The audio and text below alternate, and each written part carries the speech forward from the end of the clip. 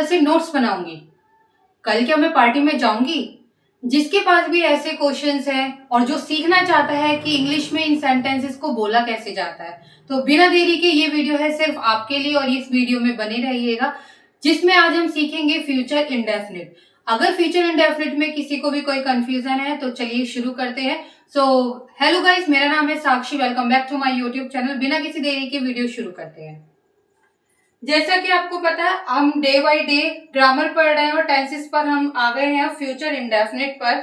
इससे पहले हम प्रेजेंट और पास्ट पूरा सीख चुके हैं और जिसको कोई कंफ्यूजन है वो मेरी प्रीवियस वीडियो देख सकता है। चलिए शुरू करते हैं। अब एक बार बताइए, अगर हम हिंदी स्ट्रक्चर के अकॉर्डिंग देखें, हिंदी किताबों के अकॉर्डिंग, बहुत सिंपल है। सभी शब्दों के लास्ट में क्या मिलेगा? गा, गी, गे, ऐसे वाले शब्द आते हैं। जिन भी शब्दों के लास्ट में जाएगा, खाएगा, पिएगा, करूंगी, जहां पे भी गा, गी, गे ऐसे वाले शब्द आते हैं, वहां पर होता है आपका फ्यूचर इंडेफिनिट। बट एक बात सोचने वाली है, क्या केवल सब हिंदी में ही सोचते हैं? सब कुछ लोग तमिल में सोचते होंगे, कुछ मलयालम में सोचते होंगे, कुछ इंग्लिश में सोचते होंगे। तो सबका जो मदर टंग है वो डिफरेंट है, तो फिर उनके लिए फ्यूचर इंडेफिनिट कैसे सीखा जाएगा? तो चलिए हम सीखते हैं इसको एक एग्जाम्पल के द्वारा। मान लीजिए ये एक लड़का है जिसका नाम है राहुल,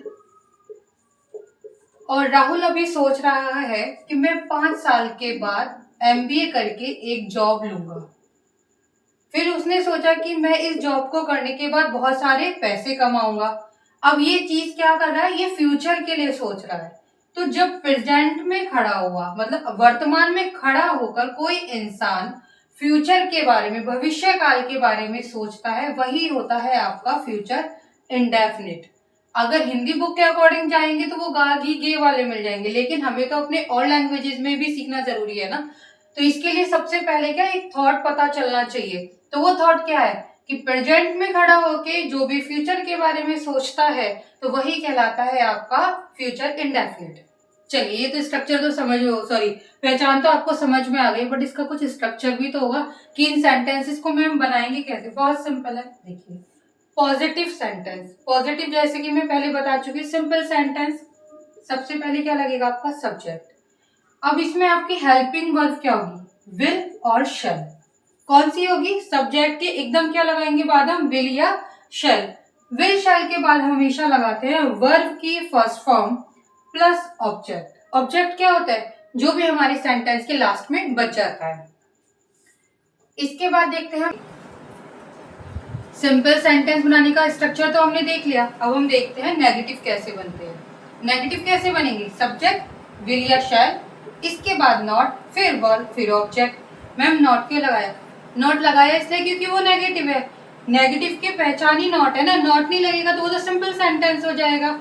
तो हमें नेगेटिव के लिए क्या करना होगा? हेल्पिंग वर्ब के बाद आप क्या लगाएंगे? नॉट। इसके बाद हम देखते हैं इंटेरोगेटिव। इंटेरोगेटिव कैसे बनते हैं? इंटेरोगेटिव बनते हैं आपके दो तरीके से। फर्स्ट क्या होता है? अगर आपका आ जाता है स्टार्टिंग में क्या कल तुम पार्टी में जाओगे? क्या कल तुम मुझसे बात करोगे? क्या तुम कल बाजार से वो सामान लेकर आओगे? जब स्टार्टिंग में क्या दिया जाता है तो हम कैसे बनाते हैं?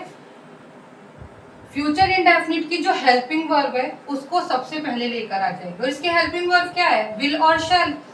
विल और शैल लगाएंगे सबसे पहले, विल या शैल, फिर लगाएंगे सब्जेक्ट, फिर वर्ब की फर्स्ट फॉर्म, फिर ऑब्जेक्ट। इतना तो चलो समझ में आ गया कि भाई क्या आया है, क्या आने के लिए हमने विल और शैल लगा दिया। लेकिन मैम कब, क्यों, कहाँ, कैसे आ गया, फिर कैसे लगाएंगे? देखिए, इसके लिए हम क्या करते हैं? WH फैमिली जो होती है, WH फैमिली कौन सी होती है? हाउ, वाई, व्हाट, जितने भी ये ऐसे सेंटेंस, वेयर, जहां पर भी ऐसी वाले शब्द होते हैं वो होती है WH फैमिली। तो हम WH वर्ड लेकर आ जाएंगे सबसे पहले, फिर हम लगाएंगे हेल्पिंग वर्ड, फिर हम लगाएंगे सब्जेक्ट, फिर हम लगाएंगे वर्ब, एंड देन फिर हम लगाएंगे ऑब्जेक्ट। सिंपल। अगर व्हाट बीच में आया तो हम व्हाट पहले लगा देंगे, मतलब क्या बीच में आया है। कल वह मार्केट किसके साथ जाएगा, या तुम कल किसके साथ मार्केट जाओगे? किसके साथ के लिए क्या आता है? With home. With home starting में आएगा, फिर विल या शैल में से आएगा, फिर सब्जेक्ट आएगा, फिर वर्ब आएगा, फिर ऑब्जेक्ट आएगा। तुम कल कहाँ जाओगे? कहाँ के लिए क्या आता है? वेयर। तो सबसे पहले आपका वेयर आ जाएगा, विल या शैल में आएगा, फिर सब्जेक्ट आएगा, वर्ब और ऑब्जेक्ट। चलिए, ये तो आपका स्ट्रक्चर पता चल गया, पहचान पता चल गई, लेकिन मेन सवाल क्या है कि मैम विल किसके साथ लगेगा और शैल किसके साथ लगेगा। देखिए, अगर आप अभी वोकल की हम जो नॉर्मल एडवांस लैंग्वेज में बात कर रहे हैं तो हम सभी के साथ अब विल लगाते हैं। आई के साथ भी विल लगाते हैं, वी के साथ भी, शैल के साथ भी, सॉरी आई वी यू के साथ भी, दे के साथ भी, और ही शी इट और किसी के साथ, नेम के साथ भी। पर वेट, आपने बुक में क्या देखा होगा कि मैम आई और वी के साथ तो शैल दिया हुआ है, इसका मतलब आप गलत पढ़ा रहे हो। नहीं, एक कंफ्यूजन दूर करना है, बुक में आपको आई और वी के साथ शैल ही मिलेगा और आप I shall go to the market, we shall go to the market लगा सकते हो।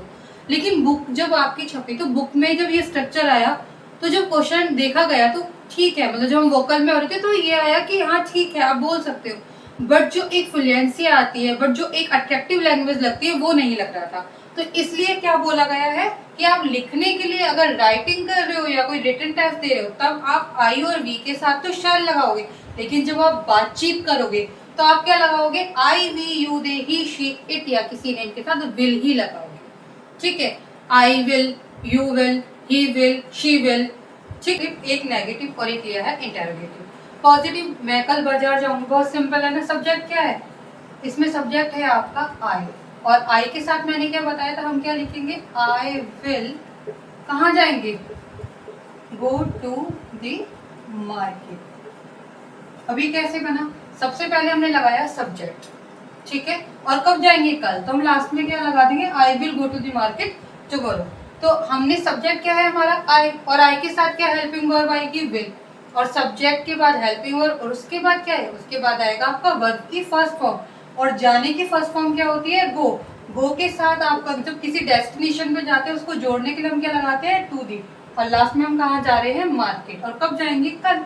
बन गया ना, I will go to the market tomorrow.